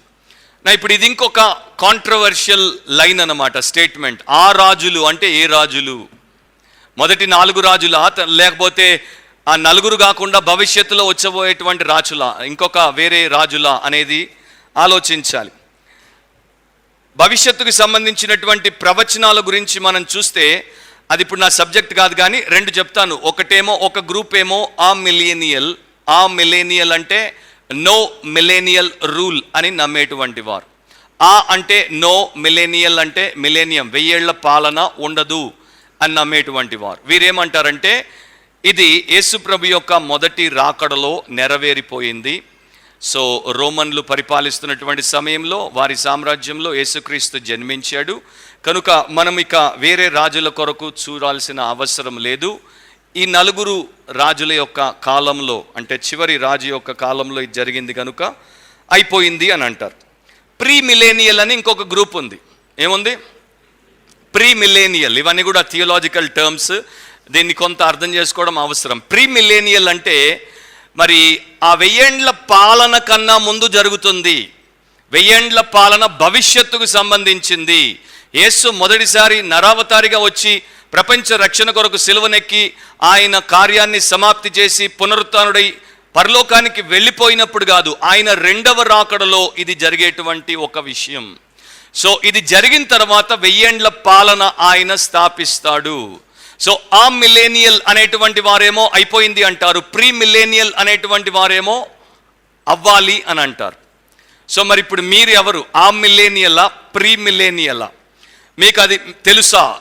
ఎందుకంటే చాలామంది క్రైస్తవులకి 2వ రాకడ గురించి చాలా ఆసక్తి ఉండొచ్చు, దాని గురించి కొన్ని విషయాలు తెలుసు. హియర్సే అంటారు. హియర్సే అంటే ఇక్కడ కొంత అక్కడ కొంత వినేసి అది కొంత ఇది కొంత తెలుసుకొని నాకు 2వ రాకడ గురించి అంతా తెలుసు అనుకునేటువంటి క్రైస్తవులు చాలా ఎక్కువ. ఆ రకంగా ప్రమాదంలో పడిపోతాం. ఈ ఆ మిలేనియల్ ప్రీ మిలేనియల్ కాదు, ఈ ఇద్దరి మధ్యలో ఇంకొకరు ఉన్నారు, పోస్ట్ మిలేనియల్ అని. పోస్ట్ మిలేనియల్ అంటే ప్రస్తుతము ఈ యొక్క 1000 ఏండ్ల పాలన జరిగిపోతోంది, దాని తర్వాత ప్రభు అయినటువంటి యేసు వస్తాడు. సో ఆ millennial and post millennial literal మిలేనియంని యాక్సెప్ట్ చేయట్లేదు. 1000 ఏండ్ల పాలన వాస్తవముగా భూమి మీద యేసుక్రీస్తు పరిపాలించేటువంటి పాలన అని వారు ఒప్పుకోవట్లేదు. వారు అంటారు that is a spiritual millennium, ఆత్మ సంబంధమైనటువంటిది. అది మన మధ్యలో అయిపోయిందని కొంతమంది, అవుతుందని కొంతమంది ఆ రకంగా చెప్పుకోవడం జరుగుతుంది. సో దాన్ని బట్టే ఈ యొక్క ఇంటర్ప్రిటేషన్ వస్తుంది. ఈ మాట నేను ఎందుకు చెప్తున్నానంటే, మీరు ఒకవేళ గూగుల్కి వెళ్ళి సెర్చ్ చేసినా, లేకపోతే వేరే వారు రాసినటువంటి ఈ యొక్క ప్రొఫెటికల్ విషయాలు, ప్రవచనాత్మకమైనటువంటి విషయాలు వారు రాసినప్పుడు తప్పకుండా దానియేలుకి వెళ్తారు, తప్పకుండా ప్రకటన గ్రంథానికి వెళ్తారు. సో ఒకరు ఈ రకంగా రాశారు, ఒకరు ఆ రకంగా చెప్పారు. ఏ ఇట్లా చెప్తున్నాడు, బి అట్లా చెప్తున్నాడు, సి ఇట్లా చెప్తున్నాడు, డి ఇట్లా చెప్తున్నాడు. ఇంత ఒకే బైబిల్ వాడుతున్నారు కానీ ఇన్ని రకాల మరి వ్యాఖ్యానాలు చేస్తున్నారు అన్నది మీకు అర్థం అవ్వడానికి చెప్పాను. ఒక ఆయన ఆ మిలేనియల్, ఒక ఆయన పోస్ట్ మిలేనియల్, ఒక ఆయన ప్రీ మిలేనియల్. సో వారి యొక్క ఫిలాసఫీ ఏంటో, వారి యొక్క డాక్ట్రిన్ ఏంటో, థియాలజీ ఏంటో, దాన్ని బట్టి వారి ఇంటర్ప్రిటేషన్ ఉంటుంది. సో ఈ రోజున పెంటికోస్టల్స్ ఇంటర్ప్రిటేషన్ ఒక రకంగా, ఇవాంజలికల్స్ ఇంటర్ప్రిటేషన్ ఒక రకంగా ఉండడానికి గల కారణం ఏంటంటే వారి యొక్క ఫిలాసఫీ, వారి యొక్క డాక్ట్రిన్ని బట్టి వారు ఆ రకంగా బైబిల్ని ఇంటర్ప్రిట్ చేస్తారు. సో కన్జర్వేటివ్ ఇవాంజలికల్ స్కాలర్స్ని మనం తీసుకుంటే ఎక్కువ శాతము మంచి వాక్యానుసారమైనటువంటి భక్తులను తీసుకుంటే వీరందరూ కూడా ఇది భవిష్యత్తులో జరగాల్సింది. ఆ రాజులు అనేటువంటి వారు మరి యొక్క పాదముల దగ్గర ఉన్నటువంటి 10 వ్రేళ్లతో ఒకవేళ మనం పోల్చుకొని చూసుకుంటే 10 మంది ఉండేటువంటి ఒక సామ్రాజ్యం, 10 లూజ్ కాన్ఫెడరేషన్ అంటారు. 10 రాజులు పరిపాలించేటువంటి సమయంలో యేసు ప్రభు వచ్చి తన రాజ్యాన్ని స్థాపిస్తాడు. సో కొంతమంది దీని గురించి మరి ప్రవచనాత్మకమైనటువంటి పుస్తకాలు రాశారు, ప్రోగ్రాములు చేశారు, సినిమాలు తీశారు. మరి దాని ద్వారా బాగా ప్రాచుర్యమైంది ఏంటంటే యూరోపియన్ యూనియన్. ఈ రోమే తర్వాత భవిష్యత్తులో తిరిగి రివైవ్ అయినప్పుడు ఆ యొక్క యూరోపియన్ యూనియన్, దాంట్లో 10 దేశాలు ఏర్పడతాయి. 10 దేశాలకు 10 మంది రాజులు ఉంటారు. ఈ 10 మంది రాజులు పాలిస్తూ ఉంటారు. తర్వాత ఒకడికి వారి యొక్క రాజ్యాధికారాన్ని అప్పగిస్తారు. ఆ కాలంలో రెండవ రాకడ జరుగుతుంది అన్నది ఆ రకంగా రావడం జరిగింది. కానీ మెయిన్ పాయింట్ బిబ్లికల్ ఎక్సిజీసిస్ చేసినప్పుడు, అంటే బైబిల్ని మనము ఆయన ఇచ్చినటువంటి సూత్రాల ప్రకారము అర్థం చేసుకొని వివరణ చెప్పే ప్రయత్నం చేసినప్పుడు ఇక్కడ ఈ రాజ్యములు ముఖ్యమైనవి కావు. అది బబులోనా, అది మాదీయుల, పారసీకుల, గ్రీసుల, రోమా, లేకపోతే ఇంకొకరా, అది మెయిన్ పాయింట్ కాదు. అది సెంట్రల్ పాయింట్ కాదు. ఇక్కడ సెంట్రల్ పాయింట్ ఏంటంటే God is sovereign and he is running the world. దేవుడు సార్వభౌముడు, ఆయన లోకాన్ని నడిపిస్తున్నాడు. ఆయన ఎవరినంటే వారిని అధికారంలోనికి తెస్తాడు, ఎంతకాలం ఉంచాలో ఉంచుతాడు, తర్వాత వారిని తొలగించేస్తాడు. సో దేవుడు ఒక్కడే ఆయన చెప్పినట్లు అంతటినీ చేయగలడు. దేవుడికే భవిష్యత్తు తెలుసు, దేవుడికే చరిత్ర తెలుసు. ఎందుకంటే దేవుని యొక్క ప్రణాళిక ప్రకారము దాన్ని అంతటినీ జరిపించేటువంటి సామర్థ్యం దేవుడికే ఉంది కనుక ఆ కళ ఇచ్చింది ఆయన, కళ ప్రకారం జరిగించింది ఆయన కనుక ఘనత, మహిమ, ప్రభావములన్నీ కూడా ఆయనకే చెల్లాలి అన్నట్లు ఆ యొక్క విషయాన్ని దానియేలు గ్రంథంలో మనం నేర్చుకుంటున్నాం. అది మనం నేర్చుకుంటే దేవుడు ప్రపంచ చరిత్ర అంతటిని కూడా నిర్దిష్టంగా జరిపిస్తున్నాడు అన్నప్పుడు మనకు వచ్చేటువంటి ఒక గొప్ప బలము, విశ్వాసం ఏంటంటే దేవుడు నా జీవితాన్ని కూడా నిర్దిష్టంగా నడిపించగలడు, దేవుడు నా కుటుంబాన్ని కూడా నిర్దిష్టంగా నడిపించగలడు, దేవుడు నా సంఘాన్ని కూడా నిర్దిష్టంగా నడిపించగలడు, దేవుడు నా యొక్క దేశాన్ని కూడా నడిపించగలడు. ఎందుకంటే యేసు ప్రభు మత్తయి సువార్త 28లో చివర్లో అంటాడు చూడండి, పరలోకమందును భూలోకమంతటి అందును, లేకపోతే భూమి మీద అంతటను సర్వాధికారము నాకు ఇయ్యబడి ఉంది. So in heaven, on earth, all authority belongs to God and the Lord Jesus Christ.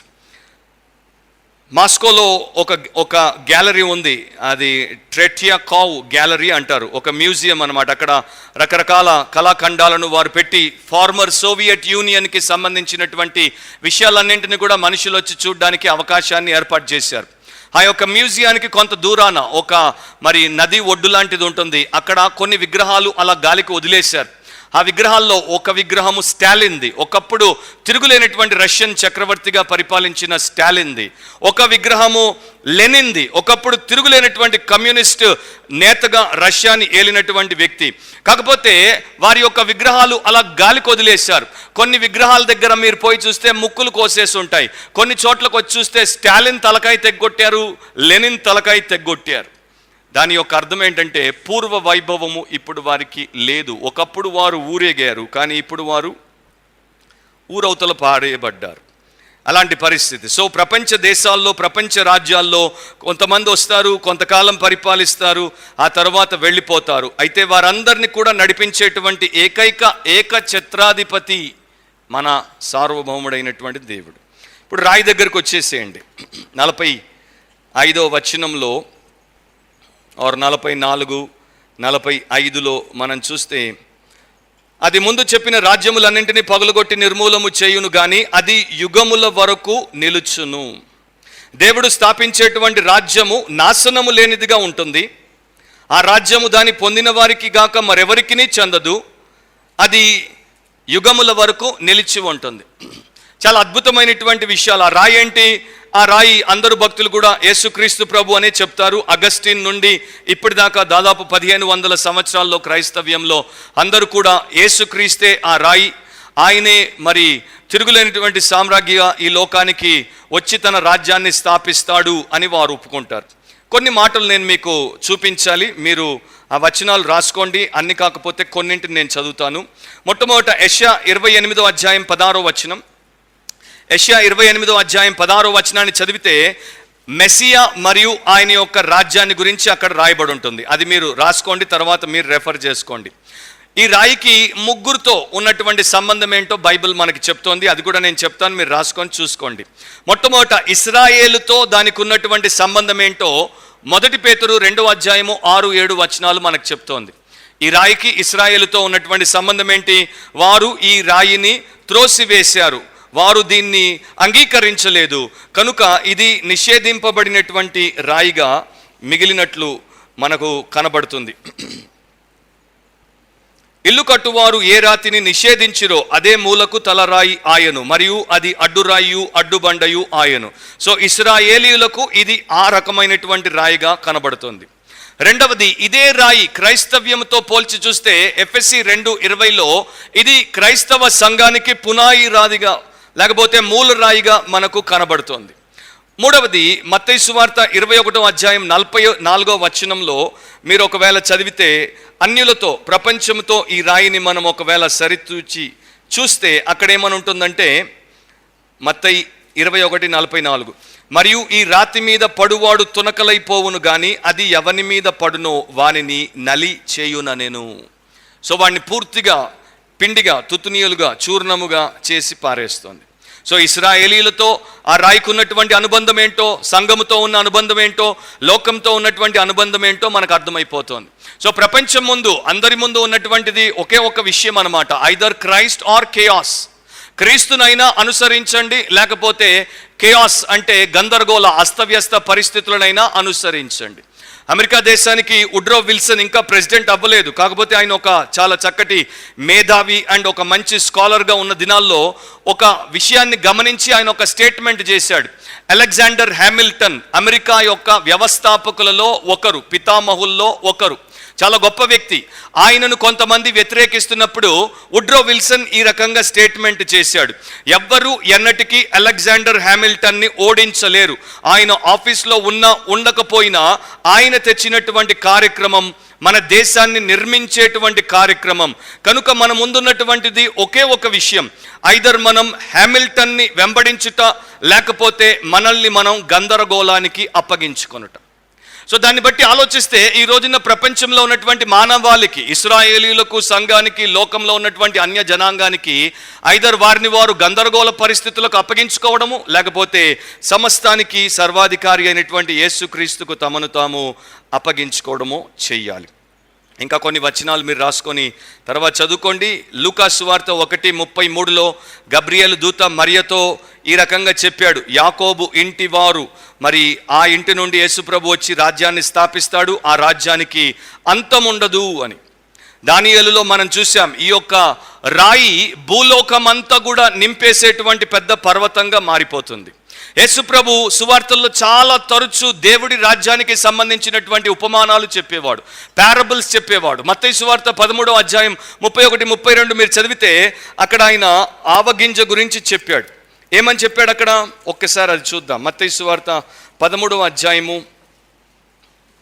31-32. ఆయన మరి ఒక ఉపమానం వారితో చెప్పాను, పరలోక రాజ్యము ఒకడు తీసుకొని తన పొలములో విత్తిన ఆవగింజను పోలి ఉన్నది.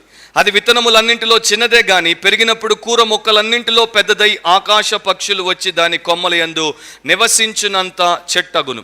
అంటే చిన్నగా ప్రారంభమై ప్రబలుతుంది, అది ప్రపంచవ్యాప్తంగా వెళ్ళిపోతుంది.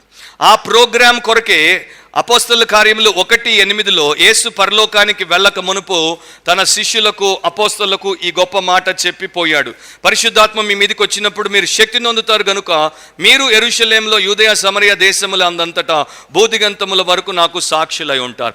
సో దేవుడి రాజ్యాన్ని క్రీస్తు లోకానికి తీసుకుని వచ్చాడు, దేవుడి రాజ్యాన్ని క్రీస్తు శిలువ ద్వారా స్థాపించాడు. అండ్ సాక్షులను ప్రపంచవ్యాప్తంగా బూదిగంతల నలువైపులా పంపించి ఆయన సంఘం ద్వారా దేవుడి రాజ్యాన్ని స్థాపిస్తున్నాడు. అందుకనే హెబ్రీ 12:28 మనం చదివితే ఆయన రాజ్యము నిశ్చలమైనటువంటి రాజ్యం, అన్షేకబుల్ కింగ్డమ్, అది చెక్కు చెదరనటువంటి కదలింపబడినటువంటి రాజ్యం. ఒక భక్తుడు అనేవాడు, all but God is changing day by day. మరొకసారి చెప్తాను వినండి, all but God is changing day by day. దేవుడు తప్ప ప్రతి ఒక్కరూ, ప్రతి ఒక్కటి ప్రతిరోజు మారుతూనే ఉంది. సో మీరు నిన్న ఉన్నట్టు ఈరోజు లేరు, అండ్ ఈరోజు ఉన్నట్టు రేపు ఉండరు. సో దేవుడు తప్ప అన్నీ మారిపోతూ ఉన్నాయి. అండ్ ఒకరోజు త్వరలో రాబోతోంది. ప్రకటన గ్రంథం 11:15 చెప్పబడినట్లు ఈ లోక రాజ్యము చక్కగా ఉంటుంది. అది ప్రకటన 11:15. ఈ లోక రాజ్యము మన ప్రభు రాజ్యమును, ఆయన క్రీస్తు రాజ్యమును ఆయన యుగ యుగముల వరకు ఏలుననెను. సో నెబుకద్నెజర్ వచ్చాడు, తర్వాత దర్యావేష్ వచ్చాడు, తర్వాత అలెగ్జాండర్ వచ్చాడు, తర్వాత సీజర్లు వచ్చారు, తర్వాత ఇంకెవరో వస్తారు, తర్వాత క్రైస్ట్ వస్తాడు. క్రైస్ట్ వచ్చిన తర్వాత Christ the eternal Kingdom. So మనము ఎక్కడ కట్టబడాలో యేసుప్రభు కొండ మీద ప్రసంగం చేసినప్పుడు చక్కగా చెప్పాడు. కొండ మీద నిలబడి బండ గురించి చెప్పాడు ఆయన కదా. కొండ మీద నిలబడి బండ గురించి చెప్పాడు. రాక్ ఆఫ్ ఏజెస్ గురించి చెప్పాడు. బుద్ధిమంతుడు తన ఇంటిని ఎక్కడ కట్టుకుంటాడు? బండ మీద కట్టుకుంటాడు. శామ్యుయల్ రూదర్ఫోర్డ్ అనేటువంటి భక్తుడు అందుకే అన్నాడు, ఓ ప్రియులారా, మీ యొక్క గూడుని ఏ చెట్టు మీద కట్టుకోకండి, ఎందుకంటే దేవుడు అరణ్యం అంతటిని కూడా మరణానికి అమ్మేశాడు. మీరు ఏ చెట్టు మీద మీ గూడు కట్టుకున్నా ఆ యొక్క అరణ్యముతో పాటు ఆ చెట్టు కూడా నాశనానికి అప్పగించబడింది కనుక తొందరలోనే అది కొట్టివేయబడుతుంది. గుర్తుపెట్టుకోండి, కొండ దగ్గరికి ఎగిరిపోండి, ఆ కొండ మీద ఉన్నటువంటి బండ సందులో బ్రతకడం నేర్చుకోండి. కొండ దగ్గరికి ఎగిరిపోండి, కొండ మీద ఉన్న బండ సందులో బ్రతకడం నేర్చుకోండి. కానీ చాలామంది అంటారు, కొండ దాకా పోవడం ఎందుకు వచ్చిన కష్టం, చెట్లయితే ఇక్కడ ఉంటాయి అక్కడ ఉంటాయి, చెట్ల మీద గూళ్ళు కడితే సరిపోతుంది కదా అనేసి. క్రిస్టియానిటీ అంత ఈజీ లైఫ్ కాదు. సో దేవుడి రాజ్యాన్ని మనము ఆలోచించినప్పుడు మనం ప్రస్తుతం మానవ రాజ్యాల్లో ఉన్నాం. మన భారతదేశాన్ని ఒక డెమోక్రసీ ఇప్పుడు పరిపాలిస్తోంది. సో అలాంటప్పుడు మన బాధ్యత ఏంటి? ఇలాంటి రాజ్యాల్లో ఉండి మనం దేవుడి రాజ్య సంబంధంగా ఉన్నప్పుడు మనం ఏం చేయాలి అనేటువంటి ఆలోచన కూడా చేయాలి. మన మీద ఉన్నటువంటి అధికారాన్ని గౌరవించాలి, వాక్యానుసారంగా ఉంటే లోబడాలి. కానీ వాక్యానికి అది వ్యతిరేకంగా ఉంటే మనము పైన ఉన్న అధికారి దేవుడికి మాత్రమే లొంగాలి. ఒక హిస్టారికల్ ఎగ్జాంపుల్ నేను మీకు చెప్పి ముగింపులోనికి వచ్చేస్తాను. ఆండ్రూ మెల్విల్ అనేటువంటి ఒక స్కాటిష్ స్కాలర్, థియోలోజియన్.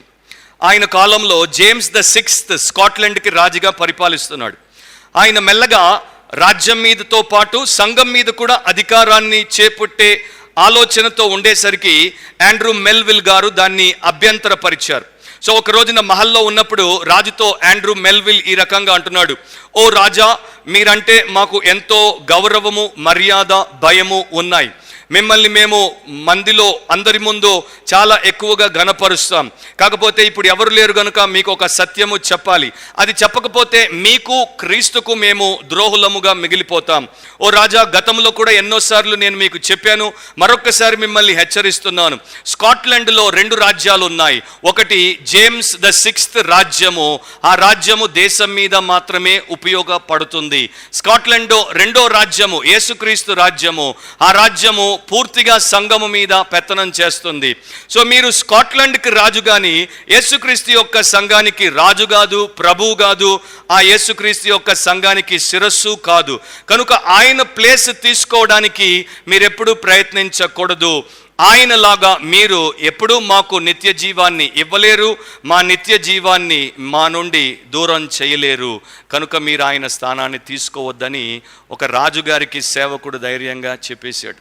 అలాంటి సేవకులు, అలాంటి ధైర్యం కలిగినటువంటి విశ్వాసులు మనకి ఈ సమయంలో అవసరం. మూడవది, ఫైనల్ పాయింట్ ఏంటంటే the influence of the dream. ఆ యొక్క కళ ప్రభావం. కళ ఏంటో మనం చూసాము, కళ యొక్క భావం ఏంటో మనం చూసాము. ఇక కళ ప్రభావం ఏంటో 46 నుండి 49 వరకు ఉంటుంది. మీరు దాన్ని రాసుకోండి. ఆ కళ ప్రభావం ఏంటి? 2 విషయాలు అక్కడ జరిగాయి. ఒకటి, ప్రాస్ట్రేషన్. రాజుగారు 46వ వచనంలో దానియేలునకు సాష్టాంగ నమస్కారం చేసి అతని పూజించి నైవేద్య ధూపములు అతనికి సమర్పింప ఆజ్ఞాపించెను.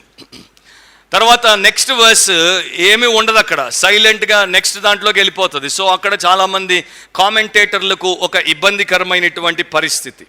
యూదులకు ఇబ్బందిని కల్పించింది, రాబైలకు ఇబ్బందిని కల్పించింది, క్రైస్తవ కామెంటేటర్లకు కూడా అది ఇబ్బందిని కల్పించింది. ఎందుకంటే దానియేలు నెబుకద్నెజర్ సాష్టాంగ పడి పూజ చేస్తుంటే ఎందుకు ఒప్పుకున్నాడు? దేవుడు మాత్రమే పూజించబడాలి కదా. దానియేలు ఒక నరుడు, ఎందుకని ఆ యొక్క మరి పూజను అంగీకరించాడు అని చాలామంది ప్రశ్నలు లేవనెత్తారు. దాన్ని మనం సరిగ్గా అర్థం చేసుకోవడం చాలా అవసరం. ఒకటి, నెబుకద్నెజర్ ఆ సమయంలో మరి ప్రపంచమంతటికి కూడా సామ్రాజ్ఞి లేకపోతే ఎంపరర్. ఆయన దానియేలు ముందు సాష్టాంగ పడుతున్నాడు అంటే దానియేలు యొక్క దేవుని ఎదుట సాష్టాంగ పడుతున్నాడు అని అర్థం. ఫిలిప్పి 2:10 చెప్పబడినట్లు భూమి మీద ఉన్నవారు, భూమి కింద ఉన్నవారు ఒక రోజున రాజుల రాజు ప్రభువుల ప్రభు అయినటువంటి యేసుక్రీస్తు ఎదుట మోకరిల్లుతారు అని బైబిల్ చెప్పినట్లు భవిష్యత్తులో జరగబోయేటువంటి ఆ కార్యానికి ఇదొక చిన్న మచ్చు తునుకగా ఇక్కడ మనకు చూపించబడింది అని మనం అనుకోవచ్చు. రెండవది, బైబిల్లో ఉన్నటువంటి మొత్తం బోధను మీరు తీసుకుంటే, అంటే ఒక నరుణ్ణి పూజిస్తే బైబిల్ ఒప్పుకుంటుందా, దేవుడు అంగీకరిస్తాడా అనేటువంటి విషయాన్ని తీసుకుంటే, అపోస్తలుల కార్యములు 10వ అధ్యాయము వచనాలు నేను చెప్పను, మీరు ఎత్తుక్కోండి. కొర్నేలి ఇంటికి పేతురు వచ్చాడు. వెంటనే కొర్నేలి వచ్చి పేతురు ముందు పడి నమస్కారం చేస్తుంటే, నాకు మొక్కొద్దు, నేను కేవలము నరుడను మాత్రమే అని చెప్పాడు. అపోస్తలుల కార్యములు 14వ అధ్యాయంలో బర్నబా, పౌలు మరి వారిద్దరూ లుస్త్రా ప్రాంతానికి వచ్చి ఒక గొప్ప స్వస్థత చేయగానే అక్కడ ఉన్నటువంటి ప్రజలు వారిని దేవతలుగా కొలిచి పూజ చేసే ప్రయత్నం చేసినప్పుడు వారిద్దరూ వస్త్రాలు చించుకొని, మేము నరులం మాత్రమే, మీ వంటి వారం మాత్రమే, మమ్మల్ని పూజింపవద్దు అని చెప్పారు. సో పేతురు చెప్పాడు, పౌలు బర్నబాలు చెప్పారు. ప్రకటన గ్రంథం 22వ అధ్యాయానికి వెళ్ళిపోతే, ఇక్కడ యేసు రొమ్మును ఆనుకున్నటువంటి ఆయన ప్రియ శిష్యుడు కూడా పెద్ద పొరపాటు చేశాడు, యోహాను. ఆయన ఏం చేశాడు? దూత కాళ్ళ మీద పడి మొక్కే ప్రయత్నం చేసినప్పుడు, ఇప్పుడు దేవుని దూత కూడా పూజను, ఆరాధనను తీసుకోవడానికి ఇష్టపడక, నాకు మొక్కొద్దు, నేను మీతో పాటు దేవుడికి సహదాసుడను అని చెప్పాడు. సో మనము ఏ మనుషులను పూజించకూడదు, ఏ దూతలను పూజించకూడదు అనేది బైబిల్ మనకు నిర్దిష్టంగా చెప్పే సత్యం. మరి దానియేలు మనందరికన్నా దేవుడికి ఎక్కువగా భయపడి బహుప్రియుడిగా ఉన్నాడు. 1వ అధ్యాయంలో దేవుడికి వ్యతిరేకంగా తన్ను అపవిత్రపరచుకోకుండా రాజు భోజనం పానీయాన్ని తీసుకోవడానికి ఇష్టపడలేదు. 6వ అధ్యాయంలో ప్రార్థన చేయొద్దు, 30 రోజులు చేస్తే చంపుతామని శాసనం ఉన్న ఇంటికి పోయి ప్రార్థన చేశాడు. అండ్ ఇక్కడ ఎక్కడ కూడా తన్ను గొప్ప చేసుకునే ప్రయత్నం చేయట్లేదు, ప్రతిసారి దేవుడికే మహిమనిస్తున్నాడు. అలాంటి వ్యక్తి యొక్క మనస్తత్వం దీన్ని ఒప్పుకుంటుందా? సింపుల్. కాకపోతే మరి ఆ యొక్క అరమైక్లో వారు రాసినప్పుడు ఇక్కడ ఒక చిన్న పదం ఉంటుంది 47వ వచనంలో. దానియేలు దాన్ని ఒప్పుకోలేదు. ఆ 46, 47 మధ్యలో దానియేలు రాజును నివారించాడు, కానీ దాని వివరాలు బైబిల్లో రాయబడలేదు. నివారించాడు అన్నదానికి ఒక సూచన బైబిల్లో మనకు రాజుగారిచ్చినటువంటి ప్రత్యుత్తరంలో కనబడుతోంది. రాజు అంటున్నాడు, ఈ మర్మమును బయలుపరచుటకు నీవు సమర్థుడవైతివే, అంటే you are a special man, నీవు ఒక ప్రత్యేకమైనటువంటి మనిషివి. ఇక్కడ ఆలోచించాల్సింది ఏంటంటే, నెబుకద్నెజర్ క్రైస్తవ భక్తుడు కాదు, బైబిల్ చదవలేదు. సో ఆయన క్రైస్తవులు ఆలోచించినట్టు నరులకు మొక్కితే అది తప్పు అని అనుకోడు, ఆయనకు తోచింది ఆయన చేస్తున్నాడు. నేను కూడా మీటింగ్లకు వెళ్తే కొంతమంది వచ్చి ప్రార్థన తర్వాత కాళ్ళు ముట్టే ప్రయత్నం చేయగానే నేను అంటాను, అది పాపము, నేను మీలాగా పాపిని, నేను క్షమించబడ్డాను, మీరు క్షమించబడాలి, మన ఇద్దరం ఆయనకే మొక్కాలి అని. కానీ కొంతమంది మొక్కించుకుంటున్నారు. ఇదంతా కూడా మనోళ్ళకి తెలిసి బోధించేటువంటి వారే ఇంత పెద్ద పాపం చేస్తే, నెబుకద్నెజర్కి ఈ విషయాలు ఏమీ తెలియవు. వారికి తెలిసింది ఒకటే, ఎవరైనా గొప్ప వ్యక్తి అంటే కాళ్ళ మీద పడి మొక్కడం, విగ్రహాల ముందు సాష్టాంగ పడ్డం. సో ఆటోమేటికలీ ఆ పని చేశాడు. ఆ ప్రోస్ట్రేషన్ చేసినప్పుడు దానియేలు నివారించాడు కనుక, నీవు సమర్థుడవు అని ఒక మాట చెప్పి, నీ దేవుడు దేవతలకు దేవుడును, రాజులకు ప్రభువును, మర్మములను బయలుపరచువాడునై ఉన్నాడని ప్రత్యుత్తరం ఇచ్చాడు. ప్రత్యుత్తరం అంటే దానియేలు ఏదో చెప్తే దానికి ఆన్సర్ చేస్తున్నాడు. మీరు ఒరిజినల్లో చూస్తే కూడా హీ ఈజ్ ఆన్సరింగ్ అని ఉంది. సో దాన్ని బట్టి మరి మేమందరము దాన్ని ఎలా చూస్తామంటే, దానియేలు నివారించాడు, అయితే ఈయన ఆ రకంగా చేశాడు. ఇప్పుడు దీన్ని బట్టి మనం ఏమనుకోవాలి? నెబుకద్నెజర్ దేవుడి యందు విశ్వాసంతో భక్తుడైపోయాడా? అవ్వలేదు. ఆయన మాటల్ని మీరు జాగ్రత్తగా గమనిస్తే ఆయన భక్తుడు అవ్వలేదు. ఆయన ఏమంటున్నాడు? నీ దేవుడు దేవతలకు దేవుడు. అంటే వారి దేశంలో చాలా దేవతలు ఉన్నాయి. ఆయన ఒకటి ఒప్పుకుంటున్నాడు, ఏంటంటే మా దేవతలు చేయలేంది, మా జ్ఞానులు చేయలేంది నీవు చేశావు, ఎందుకంటే నీ దేవుడు నీతో చేయించాడు. సో నీ దేవుడిని మా దేవతలతో పోలిస్తే నీ దేవుడు మా దేవతల కన్నా గొప్పవాడు. కానీ నీ దేవుడే ఏకైక దేవుడు అనట్లేదు. నువ్వు బైబిల్ని జాగ్రత్తగా మనం చదవకపోతే ఆయన విశ్వాసి అయిపోయాడు అనుకుంటాం. నెక్స్ట్ 3వ అధ్యాయంలో మరలా ఆయన అవిశ్వాసిగా మనకు కనబడతాడు.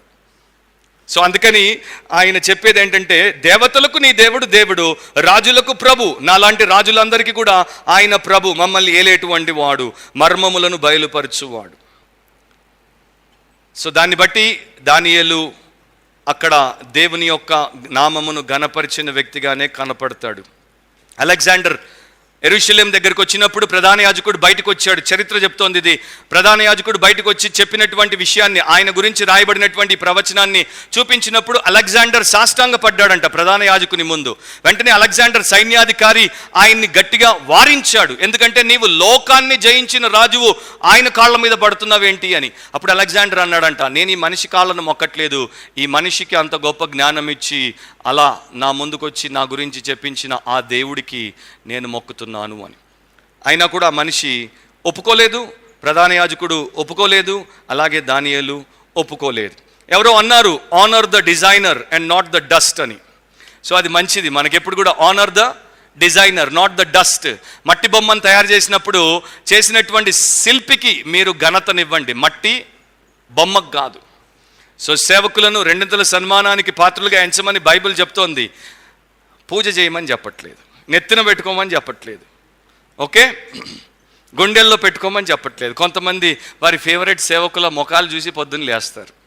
ఇప్పుడు అంతా ఈ ట్రెండ్ అనమాట. చివరిది 48-49 ప్రమోషన్. ఇక వారికి గొప్ప ప్రమోషన్ వచ్చింది. అప్పుడు రాజు దానియేలును బహుగా హెచ్చించి అనేక గొప్ప దానములు ఇచ్చి అతనిని బబులోను సంస్థానం అంతటి మీద అధిపతిగాను, బబులోను జ్ఞానులందరిలో ప్రధానునిగాను నియమించను. అక్కడితో ఆగిపోవట్లేదు. 49లో దానియేలు రాజునొద్ద మనవి చేసుకొనగా, అంత స్థాయికి వచ్చి రాజుగారే సాష్టాంగపడి మొక్కినా కూడా దానియేలులో ఇంకా వినయం పోవట్లేదండి. పొగరు ఎక్కడికి ఎక్కట్లేదు. ఏదో అంటారు చూడండి తెలుగులో, ఏమెక్కుతుంది నెత్తికి, కన్నులు నెత్తికెక్కే అంటారు ఒకటి, ఇంకోటి పొగరు నెత్తికెక్కింది. అప్పుడే రాజుగారు సాష్టాంగపడి మొక్కితే, వేరే వాడైతే రాజు సీట్లో కూర్చొని కాలు మీద కాలు వేసుకొని రాజుకి శాసనాలు ఇచ్చేవాడు. కానీ దానియేలు రిక్వెస్ట్ చేస్తున్నాడు. సో ఈ 4 ప్రమోట్ చేయబడ్డారు. కారణం ఏంటి? 4 ప్రార్థన చేశారు, దేవుడి సహాయం కోరారు, దేవుడి వారికి సహాయం చేశాడు. నాకు ఇప్పుడు చాలామంది ఫోన్లు చేస్తున్నారు, మా అబ్బాయి 10వ తరగతి పరీక్షకు పోతున్నాడు, ప్రార్థన చేయండి, మా అమ్మాయి 10వ తరగతికి పోతుంది, ప్రార్థన చేయండి, చాలా టెన్షన్లో ఉన్నారు, ప్రార్థన చేయండి అని. నేను అన్నాను, మేము ప్రార్థన చేయడం కాదండి, మీరు ప్రార్థన చేసుకోండి. ఎందుకంటే prayer is the right path to your promotion. So you pray అన్నాను నేను.